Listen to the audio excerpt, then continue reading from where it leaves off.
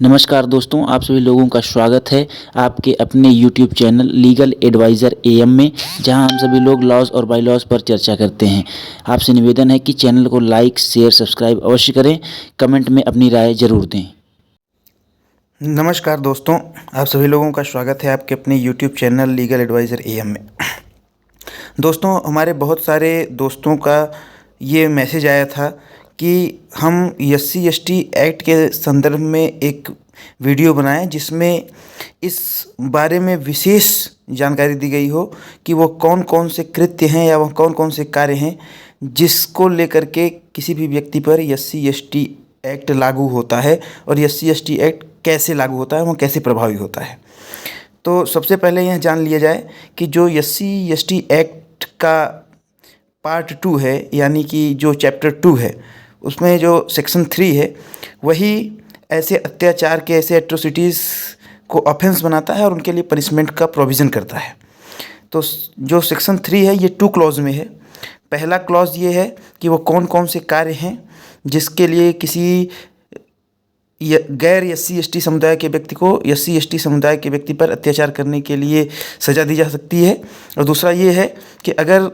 कोई व्यक्ति किसी SC/ST एक्ट के व्यक्ति को फंसाने के लिए न्यायालय में झूठा साक्ष्य देता है और उस साक्ष्य के आधार पर अगर उस व्यक्ति को सज़ा हो जाती है तो उसके लिए डिफरेंट टाइप ऑफ पनिशमेंट हैं। तो हम लोग पहले खंड में देखते हैं, कोई भी व्यक्ति जो अनुसूचित जाति या अनुसूचित जनजाति का सदस्य नहीं है, ऐसा कोई भी व्यक्ति है जो SC/ST कैटेगरी से नहीं आता है। अब SC/ST कैटेगरी में कौन आता है, यह इसको जानने के लिए आपको संविधान के अनुच्छेदों में जाना पड़ेगा, जहां पर इस बात का वर्णन किया गया है कि वह कौन लोग हैं जो अनुसूचित जाति और अनुसूचित जनजाति की श्रेणी में आते हैं। अब इसका क्लॉज 1 का सब क्लॉज 1 है जो ये कहता है कि कोई भी अनुसूचित जाति या अनुसूचित जाति का सदस्य नहीं है किसी अनुसूचित जाति या अनुसूचित जनजाति के सदस्य को अखाद्य या घृणाजनक पदार्थ पीने या खाने के लिए मजबूर करेगा। अर्थात कोई ऐसा सब्सटेंसेस जो कि जनरली ईटेबल नहीं है या वह व्यक्ति नहीं खाता है, उसको ऐसी चीज़ खाने या पीने के लिए विवश करता है, यह जानते हुए कि वह व्यक्ति SC/ST समुदाय से है और जो दूसरा वाला व्यक्ति है वह SC/ST समुदाय से नहीं आता है। और यह इसलिए करता है क्योंकि वह निम्न जाति से या निम्न कैटेगरी से आता है, इसलिए उसको प्रताड़ित करने के लिए, उस पर अत्याचार करने के लिए ऐसा कार्य करता है। तो और दूसरा यह कहा गया है कि अनुसूचित जाति या अनुसूचित जनजाति के किसी सदस्य के परिसर या पड़ोस में मलमूत्र, कूड़ा, पशु शव या कोई अन्य घृणाजनक पदार्थ इकट्ठा करके उसे क्षति पहुंचाने, अपमानित करने या क्षुब्ध करने के आशय से कार्य करना। तीसरा कहते हैं कि अनुसूचित जाति या अनुसूचित जनजाति के सदस्य के शरीर पर बलपूर्वक कपड़े उतारना, उसे नंगा करना, उसके चेहरे तथा शरीर को पोतकर घुमाना या इसी प्रकार का कोई अन्य ऐसा कार्य करेगा जो मानव के सम्मान के विरुद्ध है, which is the against of the human dignity, ऐसा कोई काम करेगा तो उसको दंडित किया जाएगा। चौथा कहते हैं कि अनुसूचित जाति या अनुसूचित जनजाति के किसी सदस्य के स्वामित्वाधीन या उसे आवंटित या किसी सक्षम अधिकारी द्वारा उसे आवंटित किए जाने के लिए अधिसूचित किसी भूमि को सदोष अधिभोग में लेगा या उस पर खेती करेगा या उस आवंटित भूमि को अंतरित करा लेगा। इसमें 3 चीज़ है कि अगर कोई ऐसी भूमि है जो किसी SC/ST समुदाय के व्यक्ति की है अथवा किसी सक्षम अधिकारी द्वारा ऐसा अधिसूचित कर दिया गया है कि वह किसी SC/ST समुदाय के व्यक्ति को दी जानी है, ऐसे संपत्ति को कोई गैर SC/ST समुदाय का व्यक्ति उसको अपने अधिभोग में लेता है या उस पर खेती करता है या उस भूमि को अपने नाम पर अंतरित करा लेता है, म्यूटेट करा लेता है,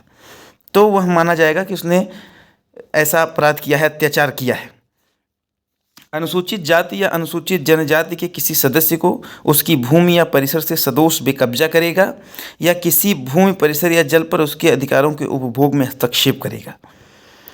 अनुसूचित जाति या अनुसूचित जनजाति के किसी सदस्य को बेगार करने के लिए, यानी कि बिना पेमेंट के कार्य करने के लिए या सरकार द्वारा लोक प्रयोजनों के लिए अधिरोपित किसी अनिवार्य सेवा से भिन्न अन्य समरूप प्रकार के बलात् श्रम या बंधुआ मजदूरी के लिए विवश करेगा या फुसलाएगा।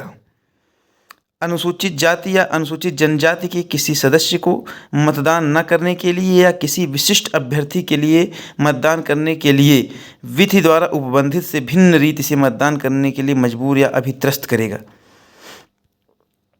अनुसूचित जाति या अनुसूचित जनजाति के किसी सदस्य के विरुद्ध मिथ्या, द्वेषपूर्ण या तंग करने वाला वाद या दांडिक या अन्य विधिक कार्यवाही संस्थित करेगा। किसी लोक सेवक को कोई मिथ्या या तुच्छ जानकारी देगा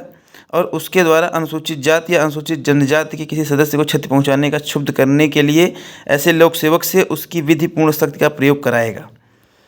जनता को दृष्टिगोचर किसी स्थान में अनुसूचित जाति या अनुसूचित जनजाति के किसी सदस्य का अपमान करने के आशय से शासय उसको अपमानित या अभित्रस्त करेगा। यहाँ आप देख लीजिए, ये सेक्शन 3 सब क्लॉज 1 का सब क्लॉज एक्स है, जो ये कहता है कि अगर आपने किसी SC/ST समुदाय के सदस्य का अपमान किया है तो वह जनता द्वारा दृष्टिगोचर किसी स्थान पर होना चाहिए, यानी कि पब्लिकली ऐसा अपमान होना चाहिए। अगर ऐसा अपमान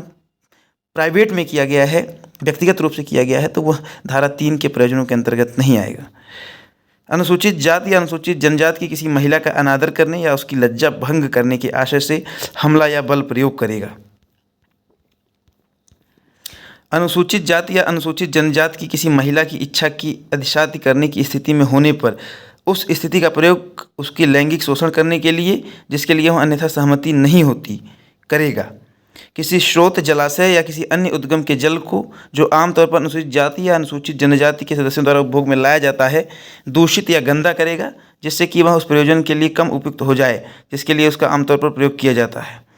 अनुसूचित जाति या अनुसूचित जनजाति के किसी सदस्य को सार्वजनिक अभिगम के स्थान के मार्ग के किसी ऋणजन्य अधिकार से वंचित करेगा या ऐसे किसी सदस्य को बाधा पहुंचाएगा जिससे कि वह ऐसे सार्वजनिक अधिगम के स्थान का उपयोग करने या वहां पहुंचने से निर्वारित हो जाए जहां जनता के अन्य सदस्यों या उसके किसी भाग को उपयोग करने का या पहुंचने का अधिकार है। अनुसूचित जाति या अनुसूचित जनजाति के किसी सदस्य को अपना मकान, गाँव या अन्य निवास स्थान छोड़ने के लिए मजबूर करेगा या कराएगा। वह कारावास जिसकी अवधि 6 मास से कम नहीं होगी किंतु 5 वर्ष तक की हो सकेगी और जुर्माने से दंडनीय होगा। अब आप ये समझ लीजिए कि जितने भी अपराध, ये 15 अपराध धारा 3 के क्लॉज 1 में बताए गए हैं, इन सभी के अपराध के लिए मिनिमम 6 महीने और अधिकतम से 5 वर्ष और जुर्माने की सज़ा का प्रावधान इस एक्ट के अंतर्गत किया गया है। लेकिन इसके साथ ही इसमें यह ध्यान देने वाली बात यह भी है कि इस एक्ट के साथ इंडियन पिनल कोड या अन्य जो दांडिक विधियां हैं वो भी इसी के साथ लागू होती हैं। जैसे कि कोई पोक्सो एक्ट का मामला है, IPC के अंतर्गत कोई मामला दर्ज होना है, तो उसको SC/ST एक्ट के साथ रीड किया जाएगा, यानी कि SC/ST एक्ट उसके साथ अटैच होकर के काम करेगा अगर जो पीड़ित पक्ष है वह SC/ST समुदाय से आता है और धारा 3 खंड 1 की कोई बात वहाँ पर लागू होती है। तो निश्चित तौर से आपको यह जानकारी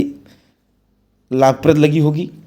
और आपसे निवेदन है कि जनहित में अधिक से अधिक इस जानकारी को शेयर करिए ताकि अधिक से अधिक लोग इस जानकारी का लाभ ले सकें। धन्यवाद।